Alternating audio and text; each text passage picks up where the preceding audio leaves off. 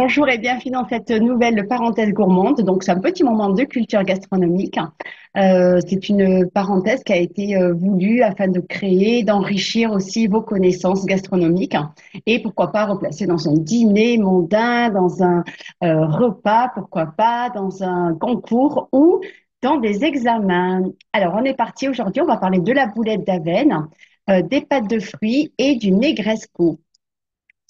Alors, la boulette d'Avenne, ben, c'est un fromage en fait à pâte molle et croûte lavée du nord de la France et plus particulièrement de la région du Hainaut.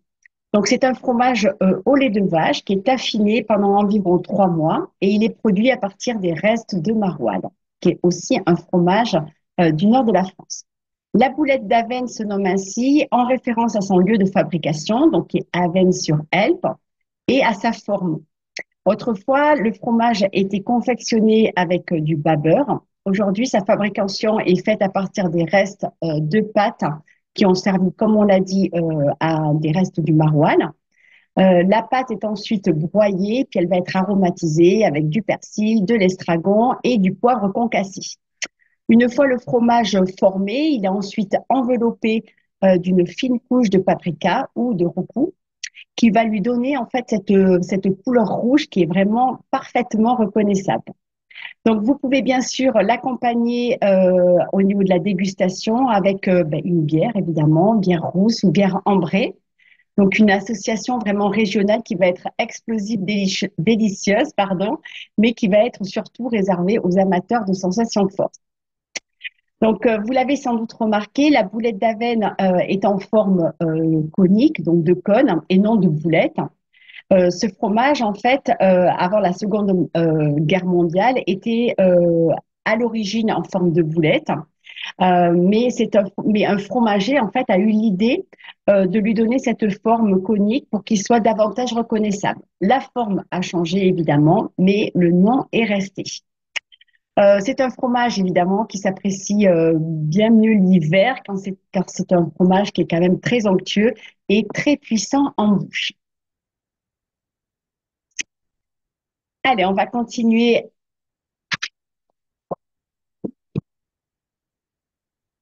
Donc, on va continuer avec les pâtes de fruits. J'adore ça, c'est très très bon. Mais les bonnes pâtes de fruits. Donc, au Moyen Âge, les croisés rentrent d'Orient, où ils ont découvert en marge de leur bataille des friandises qui vont être très anciennes. Donc, ça sera en fait des confitures sèches et des candies qui sont confectionnées avec de la pulpe de fruits et du sucre. Donc, cette recette est à la base un moyen sûr en fait de conservation, toutes les parties, de conserver les parties des végétaux, tant pour les usages de la médecine que pour les délices de la bouche. Donc, aussitôt, l'Occident adopte ces confitures sèches. Nostradamus, qui est médecin personnel de Catherine de Médicis, rédige un important traité sur les recettes de fruits confits. Donc, les artisans confiseurs de tout le bassin méditerranéen se l'approprient aussitôt et vont en faire des douceurs de choix présentes sur les tables royales et princières. Donc, le secret des bonnes pâtes de fruits réside d'abord, évidemment, comme tout, dans le choix des matières premières, donc des fruits qui vont être cueillis à point pour leur saveur, triés, puis sélectionnés, puis réduits en fait en une pulpe savoureuse. C'est là la base d'une préparation de qualité. Donc ensuite, elles seront mélangées avec du sucre, puis cuire. Ce qui semble si simple en fait, ça semble vraiment simple, nécessite en fait un véritable savoir-faire. Il va falloir vraiment trouver le juste moelleux pour ces friandises qui sont vraiment précieuses. Donc la pâte de fruits telle que vous la connaissez aujourd'hui va remonter au 15e siècle, est née autour de Clermont-Ferrand, donc ma région. Donc, qui est une région vraiment riche à l'époque de nombreux abricotiers. L'Auvergne a été pendant de nombreuses années le principal producteur de pâtes de fruits et ils avaient d'ailleurs l'appellation pâtes d'Auvergne. Aujourd'hui, les pâtes de fruits sont produites dans de nombreuses autres provinces françaises, comme la Drôme, le Vaucluse. C'est une recette qui a été déposée en 1947 par la Chambre syndicale des confiseurs, confituriers et conserveurs de fruits d'Auvergne, dont les instructions recommandent d'utiliser 67% à 100% de pulpe de fruits. La pâte de fruits, donc pour accompagner, est idéale. Alors ça, c'est vraiment délicieux. Je vous le recommande avec des fromages comme des pâtes pressées ou persillées. Vraiment, c'est à essayer.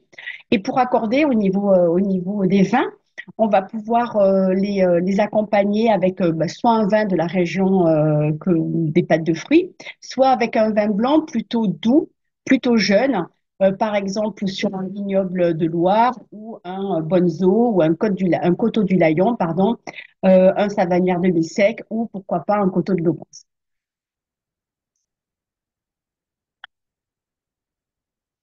Et on va terminer avec ce magnifique hôtel qui est le Negresco, qui se trouve, vous le savez sans doute tous, à Nice.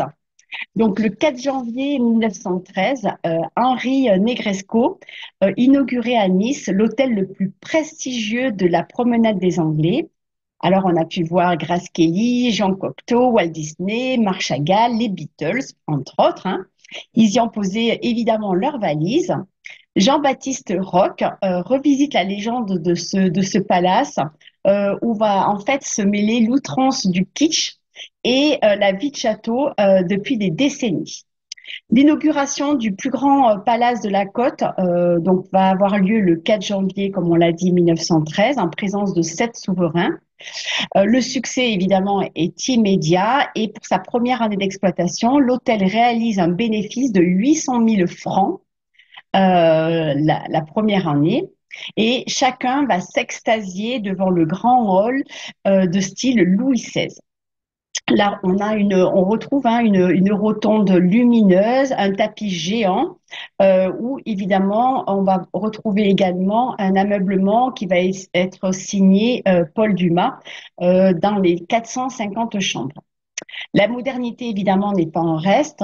Commutateur électrique, nettoyage par aspiration d'air, autoclave à vapeur, installation d'un service pneumatique de distribution de courrier par tube dans les chambres étaient installés à l'époque.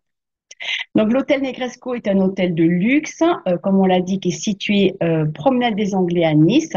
Il a obtenu sa 5e étoile en août 2009. C'est l'un vraiment des rares survivants de l'hôtellerie du début du XXe siècle et l'un des derniers établissements indépendants de cette classe. Ses façades sont basées sur une trame néoclassique avec un ornement en fait opulent, quasi baroque. Il s'agit évidemment hein, d'un lieu très symbolique de la ville de Nice. Le 1er mars 2001, il a obtenu le label Patrimoine XXe siècle et en novembre 2015, il est entré entreprise du patrimoine vivant.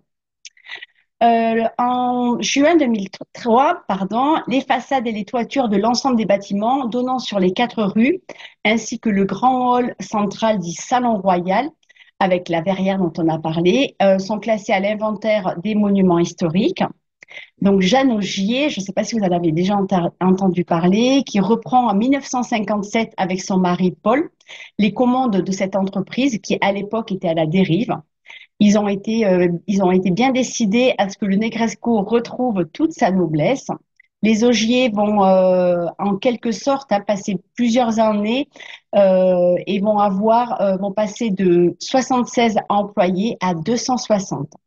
Ils mettent un point d'honneur à ce que l'art français y trouve un écrin.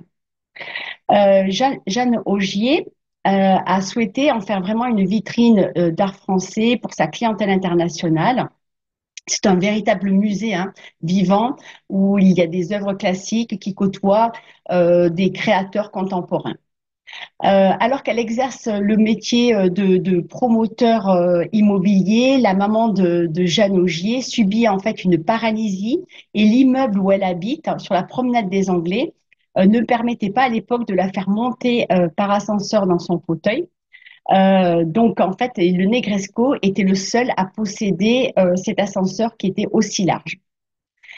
En 2010, l'hôtel subit la rénovation la plus importante et la plus coûteuse de son histoire avec la création d'un executive floor. qui est vraiment entièrement privatif, avec des ascenseurs directs, aux suites équipées, des dernières technologies au cinquième étage. L'hôtel est, comme on l'a dit, déclaré au monument historique. Et c'est vraiment un endroit que je vous recommande, où je vous recommande d'aller, ne serait-ce que d'aller boire un cocktail ou d'aller boire un café. Voilà, cette parenthèse est maintenant terminée. Je vous remercie beaucoup de l'avoir suivi. On se retrouve très vite pour une autre et je vous souhaite une très belle journée. Prenez soin de vous. Au revoir.